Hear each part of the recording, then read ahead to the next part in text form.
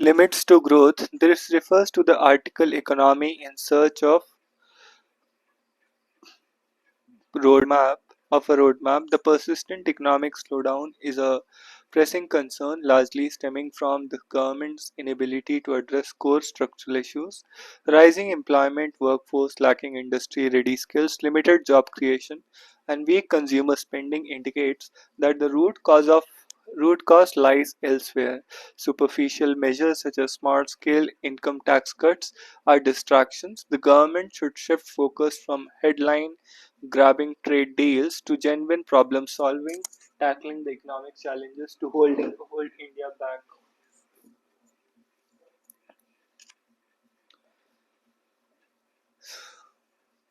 This refers to the article needed a pro-people politics. The critique of Modi's visit to the US fails to grasp India's dire financial situation.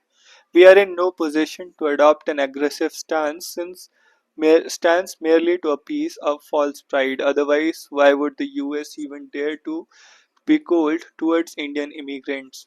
It is time for India to recognize the US distinct corporate driven approach and operate strategically behind the scenes to maximize its gains. This refers to the editorial India and America First. India's non aligned stance may allow it to navigate US President Donald Trump's transactional diplomacy with greater flexibility. New Delhi's preference for strategic autonomy and multipolarity is in keeping with Trump's focus on self interest rather than ideological imperatives. Also, in India's favor is its growing economic and strategic weight, making it a valuable partner, particularly in countering China's rise. India must remain on guard while engaging with America and avoiding over reliance on a single partner. This refers to the editorial India and America First. India is racing against time to stop at least a slowdown on the tariff juggernaut. Delhi is looking for an amicable solution under the framework of mega trade deal. Can India delay the inevitable? For how long? The US was India's largest trading partner in 22-23, with the bilateral trade amounting to $190 billion. The two sides are keen to raise it to $500 billion by 2030.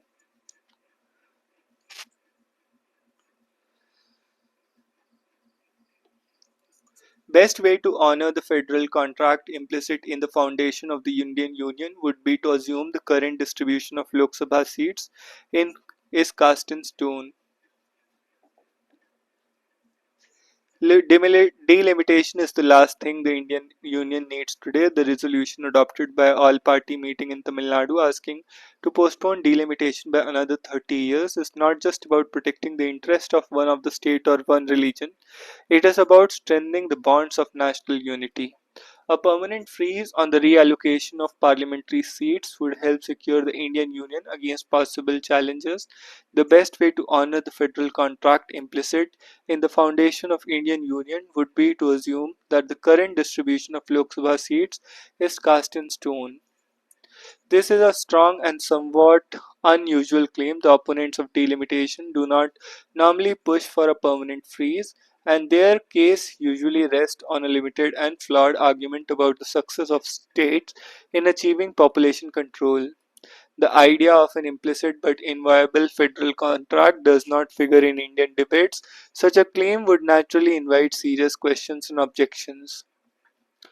Let us begin by clarifying the issue. The current debate and the present argument are limited to one of the two components of a fresh delimitation of constituencies.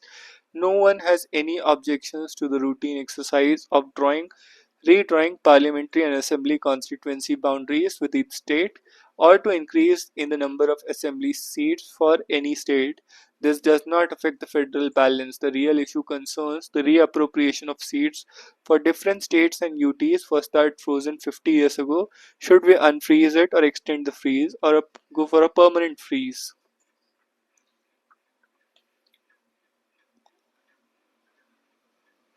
It must be recognized that the original constitution provision of a regular Revision was based on a principle of one person, one value, one vote. This democratic principle mandates that each member of the legislature must represent roughly the same number of persons. If there are serious deviations, the value of vote in large constituencies is less than those in smaller constituencies. For example, while over 32 lakh people get one MP in Lok Sabha, corresponding figure is less than 18 lakh in Kerala. So the weight of a voter in Kerala is nearly double that of one who lives in UP. This is an anomaly that should be readdressed unless there is other stronger consideration. The constitution also provided for deviations from this principle in case of for smaller states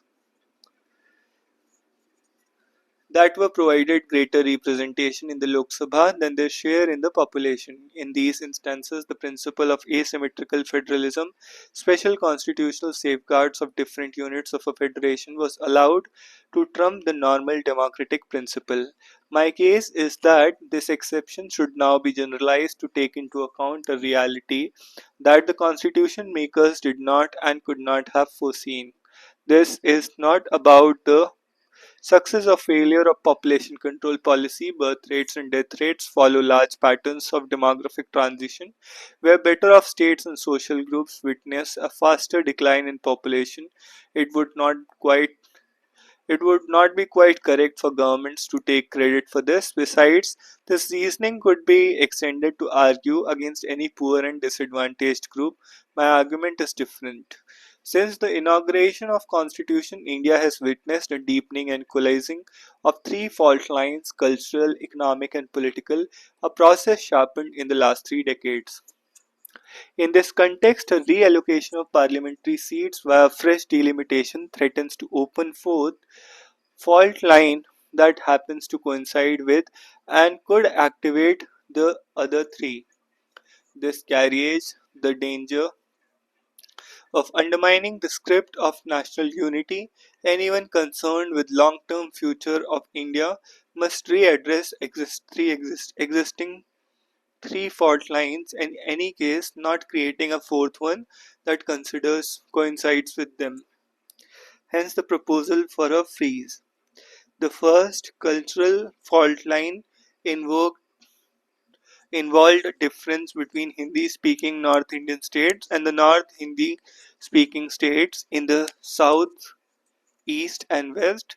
The difference existed right from the beginning and was accentuated by partition. But our political leadership did not let this turn into a division by conceding the demand for linguistic states and non imposition of Hindi as the official language.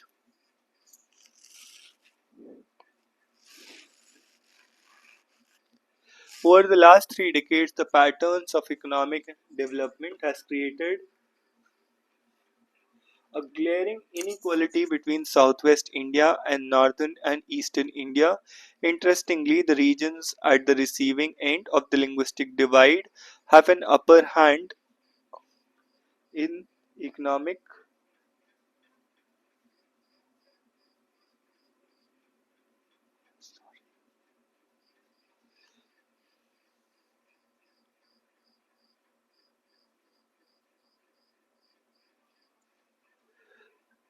division.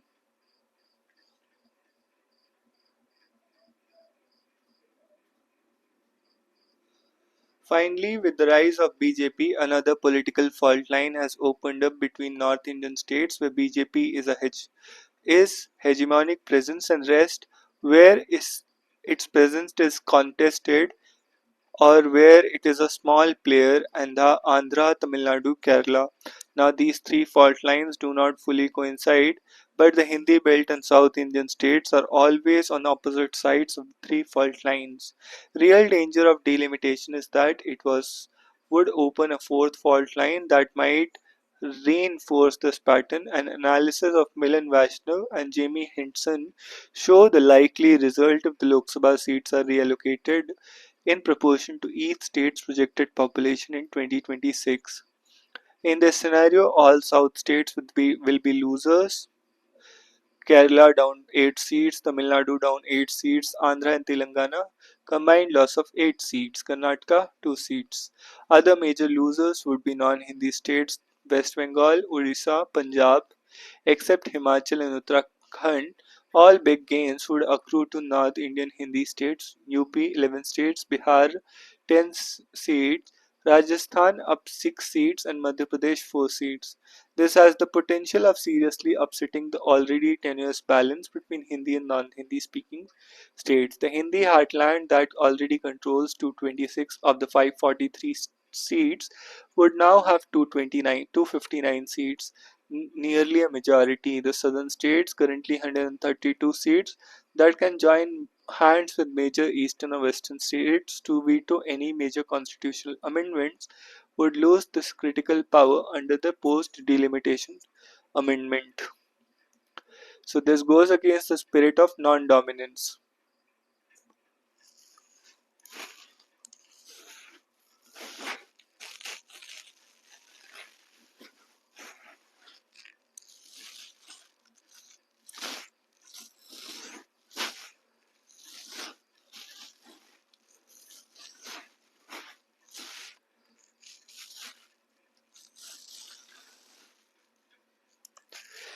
So this goes against the spirit of non-dominance that underlines the Indian Union and the spirit and the idea of unity in diversity that informed it. A respect for these fundamental principles is to postulate a foundational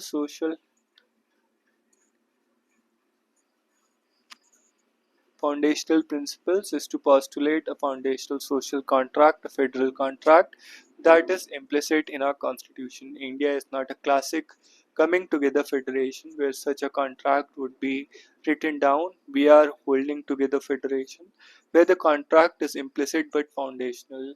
Acknowledging this contract would mean a permanent closure of two claims: population based political representation and tax contribution based share in federal resources. Hindi speaking and non Hindi states would be losers in one respect but gainers in another respect. A national consensus on this contract, bypassing the short term calculus of electoral gains and losses, would be a step towards what Partha Chatterjee calls a just republic, the foundational principle of the Republic of India.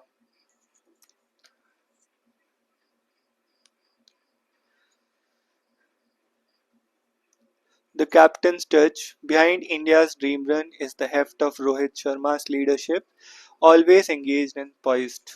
Challenge of peace.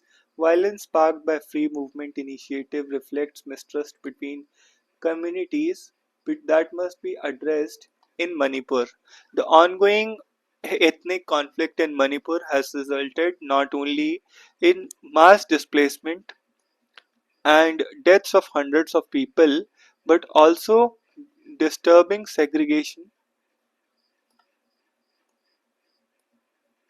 of the Meiteis and the Kukis, so much so that neither community can venture outside their respective zones of dominance. Over the past 22 months, several incidents of violence have taken place where people from one community accidentally crossed into the other's territory. Manipur has been living with looming specter of partition coming complete with buffer zones guarded by central forces.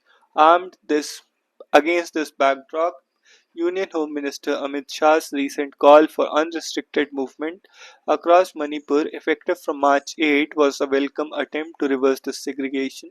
The plan involved government arranged buses running between the hills and the valley, escorted by central forces. However, the fragility of the situation was underscored when a person was killed on the very first day of the implementation, making the first casualty in 4 months and breaking the uneasy calm that had prevailed in most parts of the state since the escalation on November last year.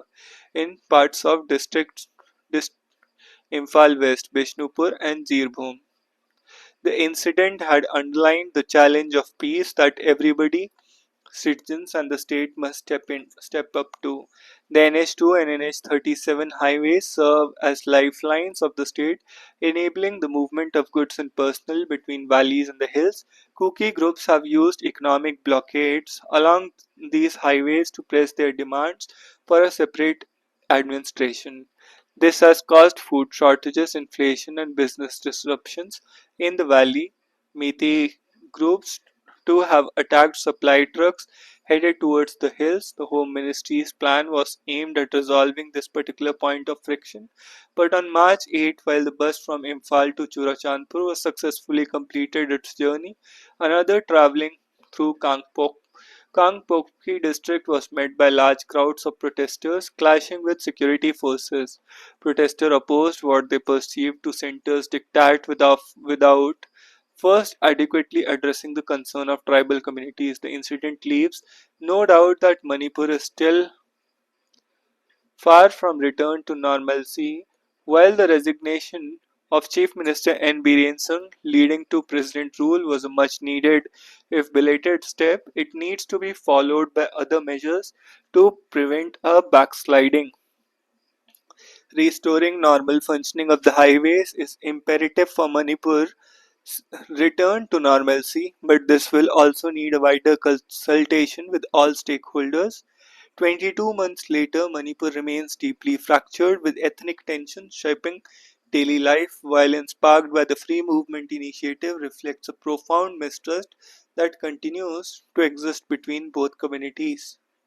The government therefore prioritized large-scale outreach and confidence-building efforts. Governor Ajay Kumar Bhalla took an initial step by urging extremist groups to surrender weapons. Even though only a fraction of the arms and ammunition was surrendered, this effort must be expanded to foster meaningful engagement between Meiteis and Kukis to lay foundation of an enduring reconciliation.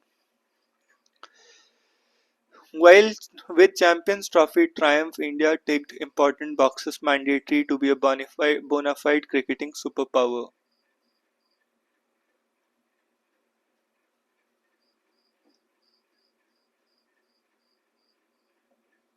A field of her own, digital technologies are enabling women to break traditional barriers in farm work. National statistics confirm that India's agri-food systems comprising agriculture, livestock rearing, agroforestry and fisheries depend heavily on women's unpaid and unpaid labor.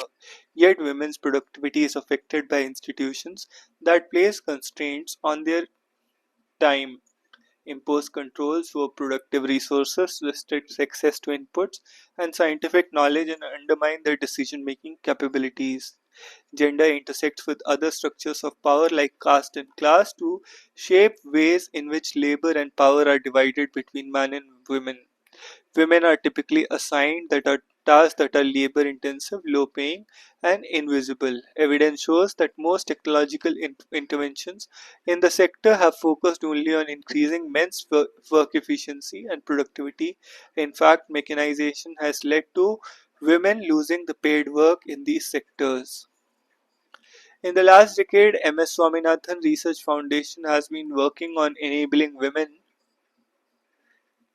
farmers and fish workers access technologies that not only close the gender divide but also have significant impacts on women's productivity, decision making.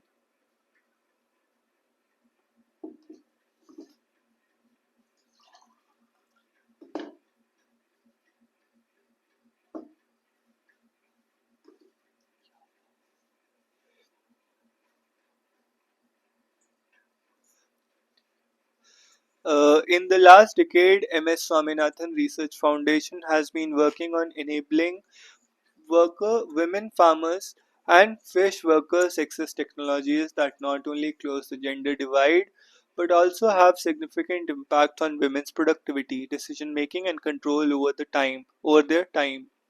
For instance, it has been working closely with the indigenous communities of Koraput district in Odisha to revive small millet cultivation as a solution to the food and nutrition security in the region.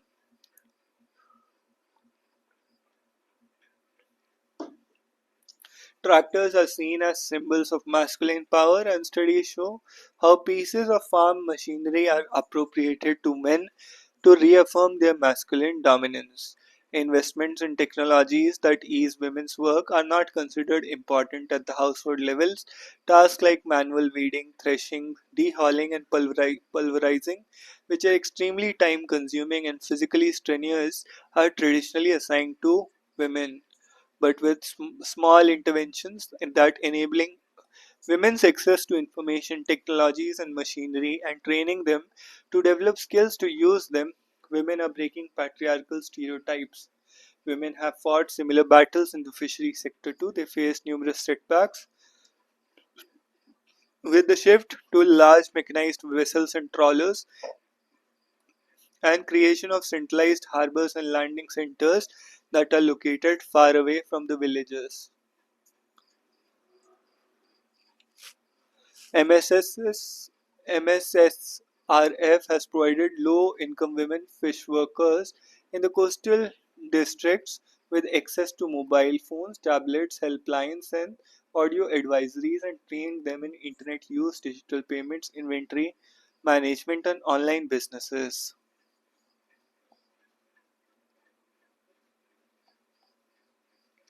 As long as there was coffee in the world, how bad could things be? ED searches premises of Bhagel Sun bid to shift focus from House Congress. Fireworks as Pradhan attacks Tamil Nadu government. Stalin says, watch your words. Presence of water, ice likely outside moons, polar regions as well. Chandrayaan 3 data, water ice on moon could be more prevalent than understood earlier. A new analysis of data from Chandrayaan 3 shows using data from Chandra's surface chased Chandra's surface thermophysical experiment, scientists at the Ahmedabad-based PRL have shown that surface and subsurface temperatures in the higher latitude of the moon's surface varied greatly with even very small changes in altitude. A pan masala problem, what it takes to keep UP house premises spotless.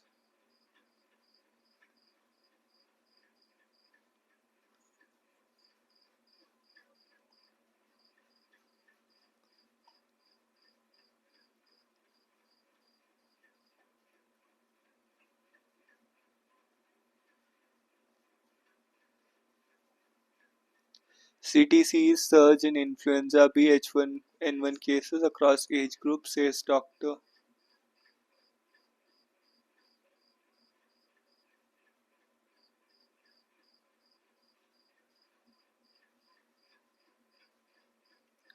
Yamuna Task Force to be deployed to protect floodplains as it chases the goal to clean Yamuna in 3 years to deliver one of its top poll promises. The BJP-led government has initiated the process to form a task force in the collaboration with the territorial army to protect the floodplains, curb encroachment, stop illegal dumping of debris and waste, and ensure strict enforcement of environmental regulations.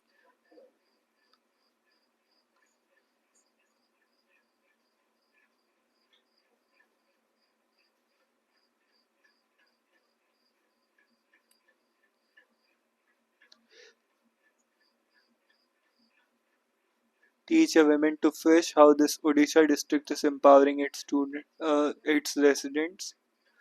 Odisha's Kendrapara district.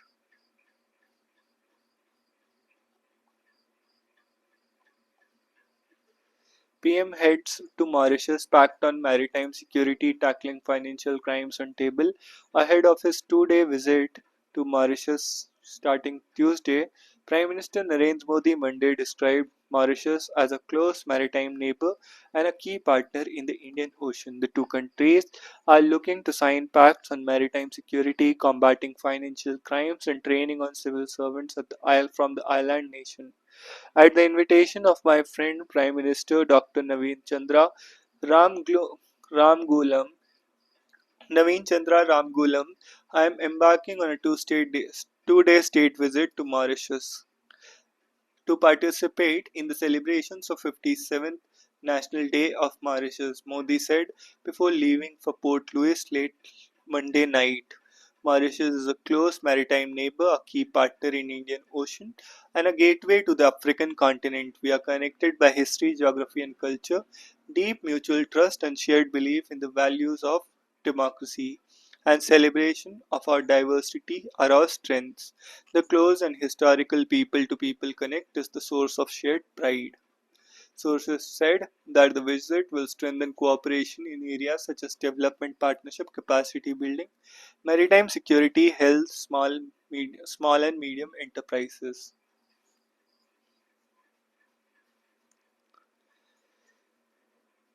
In the last full budget before polls, Assam BJP government focuses on land indigenous groups.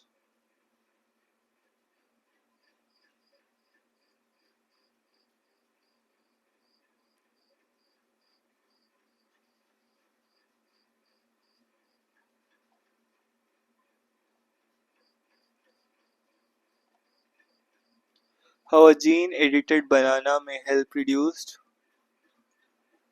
food waste.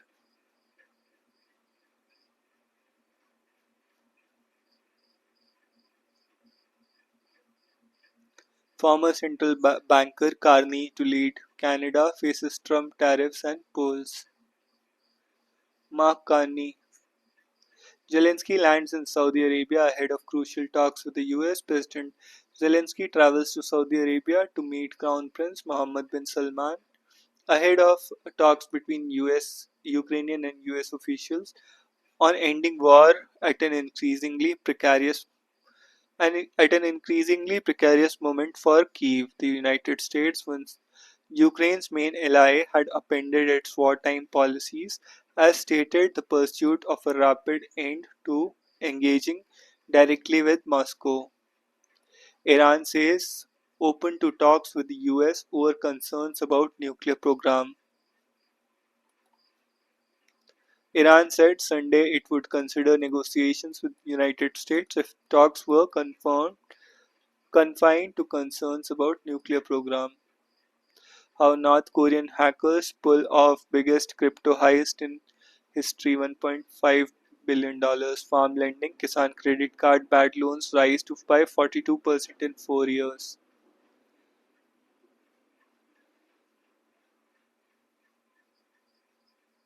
Price of veg non-veg thali declines 5% in February.